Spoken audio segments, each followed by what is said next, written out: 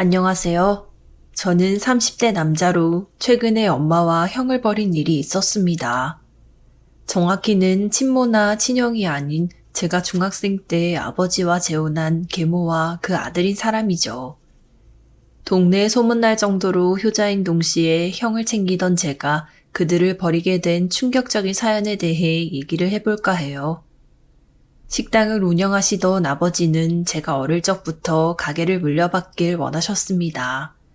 손재주가 좋았던 저 역시도 가게 일을 맡는 것이 꿈이어서 요리를 어릴 때부터 열심히 배웠었죠. 중학교 때부터 열심히 가게 일을 배우던 제게 나타난 것은 계모와 그의 딸린 형이었습니다. 형은 잘하는 것이 하나도 없고 방 안에 틀어박혀 게임만 하는 히키코모리였던 탓에 거의 친분이 없었습니다. 하지만 아버지와 새로 생긴 계모는 그래도 세상을 살아가는 데에 있어 믿을 수 있는 것은 가족뿐이라면서 가족의 중요성을 역설하셨죠. 덕분에 저는 가게를 물려받아 가족을 언젠가는 부양해야 한다는 막연한 책임감이 있었습니다. 주영아, 내가 언젠가 갑작스럽게 죽게 되더라도 가족은 네가 책임져야 한다. 알겠니? 너 이제 군대도 갔다 오고 대학도 보냈으니 아빠 죽더라도 어엿한 성인이야. 아빠, 왜 죽느니만이 그런 소리라고 그래? 나 그런 얘기 듣기 싫어하는 거 알면서. 나라고 입에 이런 얘기를 담고 싶어서 그러는 게 아니야.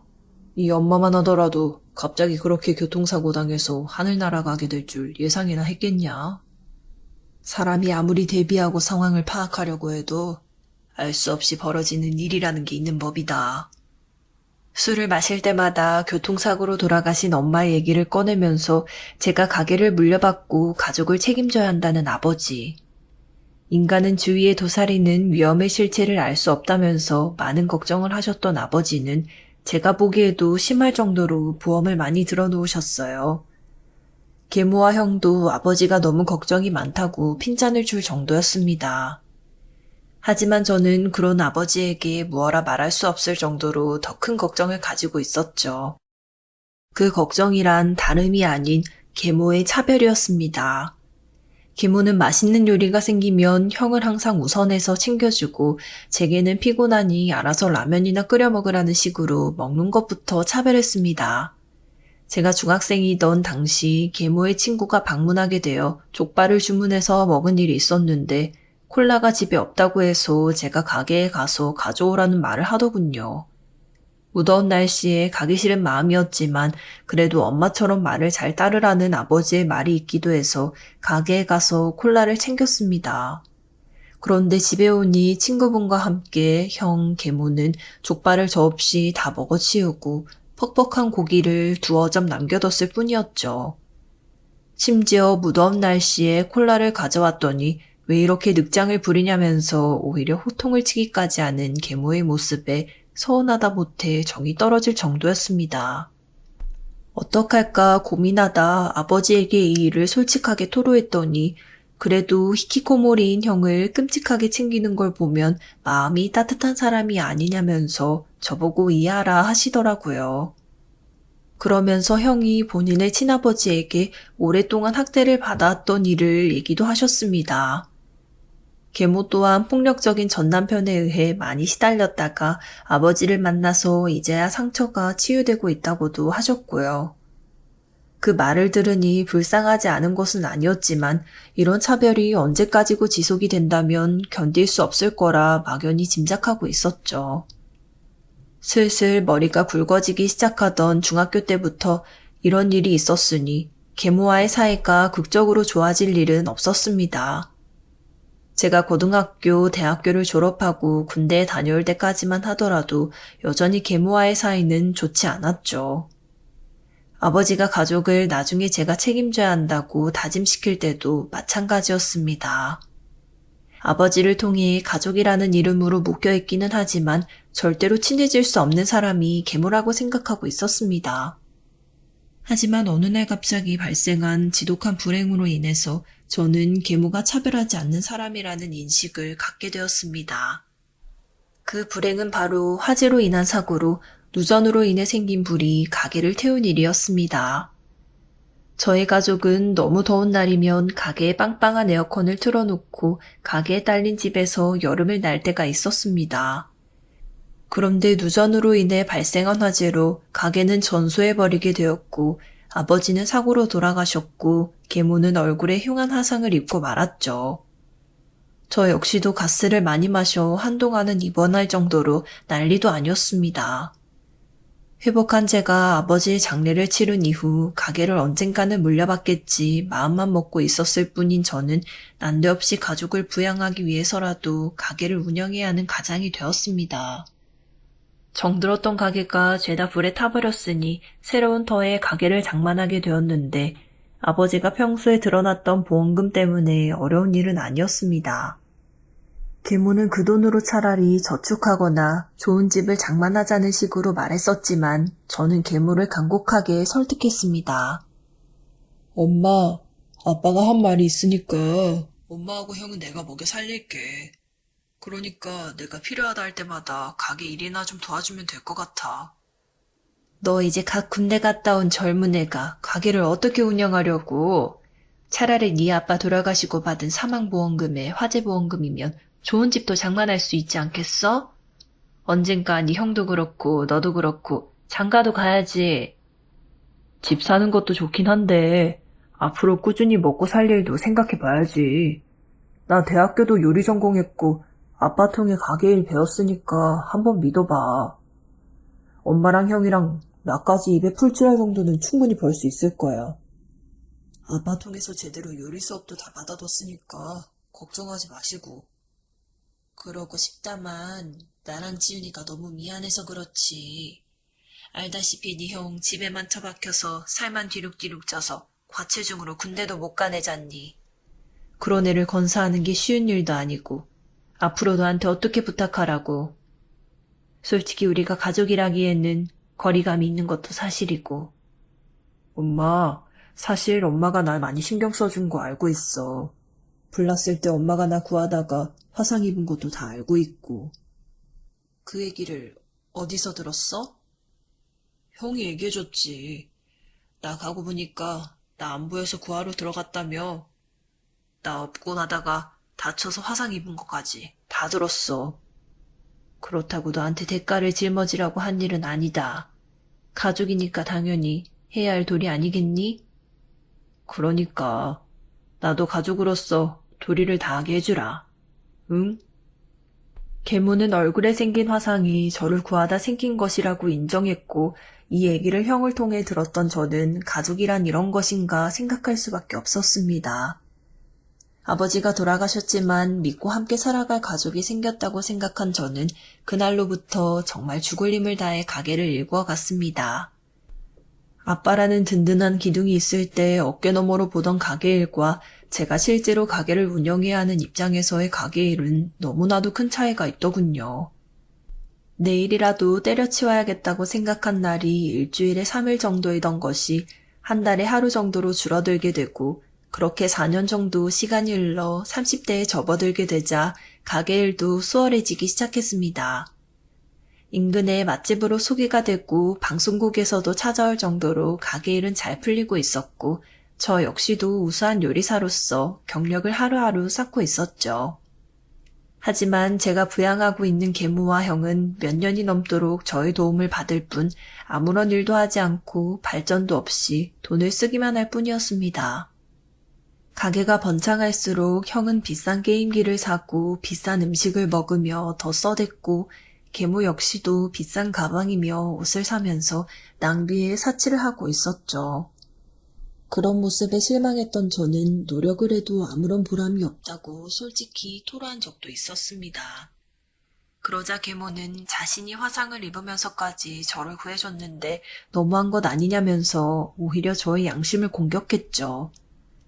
가족이니 대가 없이도 복양해야 할 판인데 목숨까지 구해준 값까지 더하면 이 정도는 당연한 거 아니냐는 태도에 솔직히 마음이 갑갑할 뿐이었습니다. 제 목숨을 구해주느라 얼굴에 화상을 입은 바람에 좋은 물건이라도 걸쳐야 하지 않겠냐고 서럽게 우는 계모에게 돈을 따지는 제가 속물인 건가 고민이 되기도 했죠. 하지만 저도 결혼을 해야 하고 돈을 모아서 노후 대비도 해야 하고 집도 장만하고 싶은 마음이 있었습니다. 이대로라면 형과 계모를 위해 평생 일만 하다가 죽고야 말겠다는 생각이 들게 되니 이대로는 안 될 것 같았죠. 고민하던 저는 형에게 가게에서 카운터를 보는 일이라도 하라고 말했습니다. 가족이니 믿고 맡길 수 있을 것이며 그렇게 어려운 일도 아니니까 괜찮지 않냐고 설득했죠. 솔직히 월급을 주는 것에 비하면 터무니없이 쉬운 일이었지만 아무것도 안 하고 집에만 있는 모습을 보니 제가 속이 터질 것 같아서 안 되겠더라고요. 받는 돈을 생각하면 아르바이트보다는 낫겠다고 생각했는지 형은 제안을 받아들였지만 역시나 문제는 저의 계모였습니다. 살이 쪄서 거동도 불편한 애를 앉혀놓고 하루 종일 카운터 일이나 하게 하면 얼마나 건강에 좋지 않겠냐면서 역정을 내더라고요. 솔직히 집에서 게임을 하면서 처박혀 있는 것보다는 훨씬 건강할 것 같다고 향변을 해봤지만 절대로 그렇게 할 수 없다며 고집을 부리는 계모의 모습을 보니 저도 더 말을 하고 싶지 않았습니다.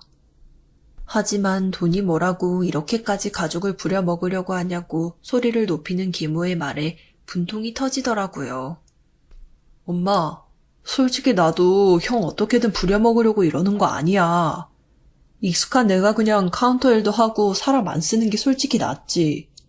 그런데도 형한테 일해볼 생각 있냐고 물은 건 형 장래를 생각해서 그런 거라고. 걔가 받은 상처가 이미 많은 애란 말이다. 네가 나서서 굳이 더 힘들게 안 해도 힘든 애를 왜 못 잡아먹어서 안달이니? 그럼 이대로 계속 히키코모리에 살찐 사람인 채로 내버려둘 생각이야? 형도 나이가 30이 넘었는데 사회생활도 하고 언젠가는 결혼도 하고 그래야지.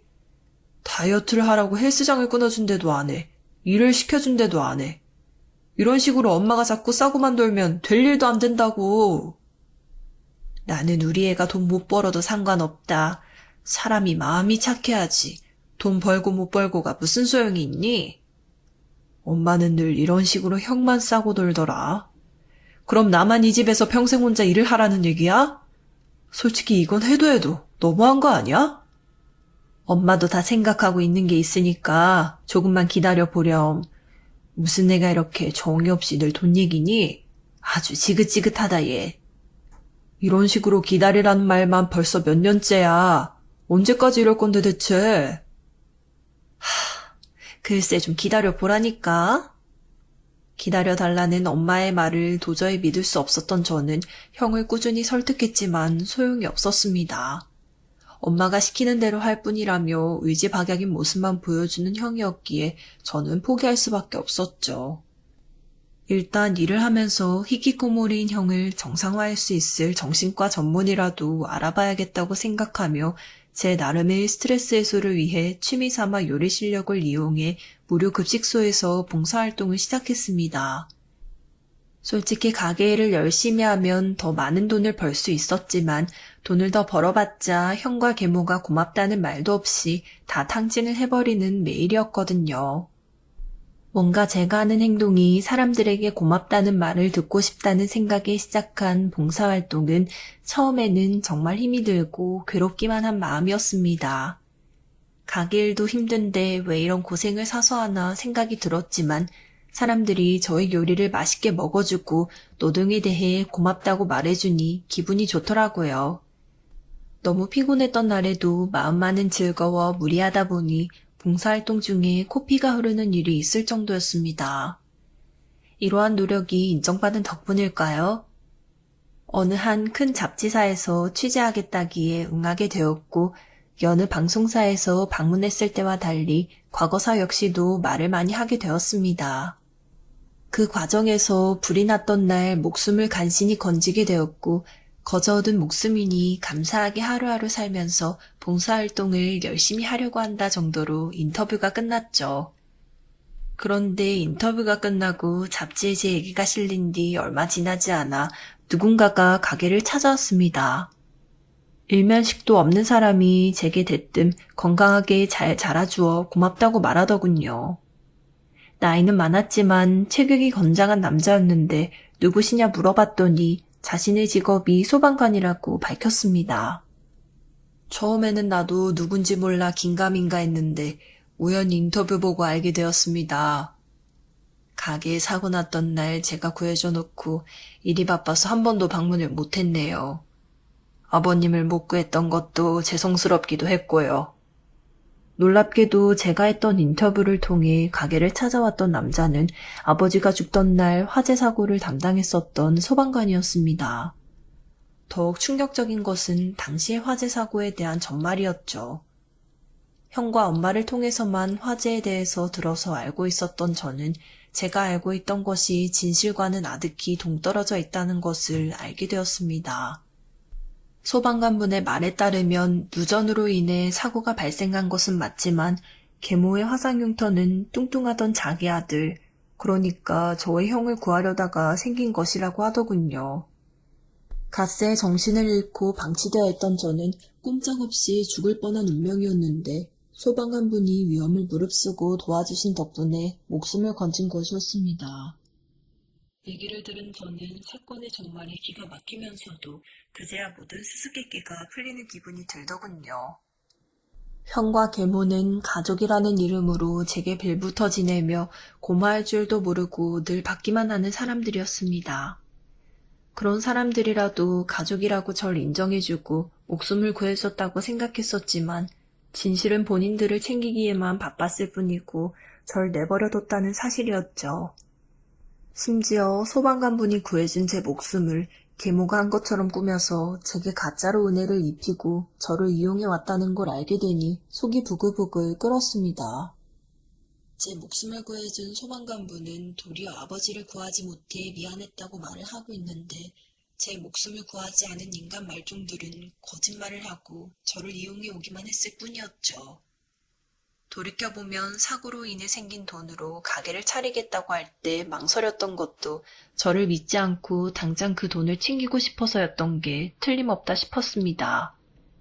저는 소방관분께 몇 번이고 감사 인사를 드리고 앞으로도 쭉 봉사활동을 할 것이며 받은 목숨만큼 열심히 살아가겠다고 약속했습니다. 직원분들과 가게에 올 때마다 공짜로 음식을 대접해 드리겠다고 말씀도 드렸더니 그렇게 염치 없는 일은 할 수 없다면서 오히려 손사래를 치시더라고요. 이제 남은 일은 제게 기생충처럼 빌붙어서 지내는 형과 계모를 떼어낼 때였죠. 제가 모든 진실을 파악했고 진실을 폭로할 타이밍을 벼르고 있다는 사실을 모르고 있던 계모. 얼마 뒤엔 제게 황당한 말을 꺼내더라고요. 내가 생각을 해봤는데 너 그간 모은 돈에 나랑 너 대출까지 더하면 제법 되잖니? 그걸로 형 건물 하나 장만해주면 어떨까 싶구나. 꼬박꼬박 돈도 나오겠다. 관리하는 사람 하나 고용하면 문제될 것도 없고. 형이 건물주 소리 들으면 너도 동생으로서 체면도 서고. 좋지 않니? 엄마. 아니 아줌마. 헛소리도 적당히 하세요. 뭐? 너 지금 엄마한테 그게 무슨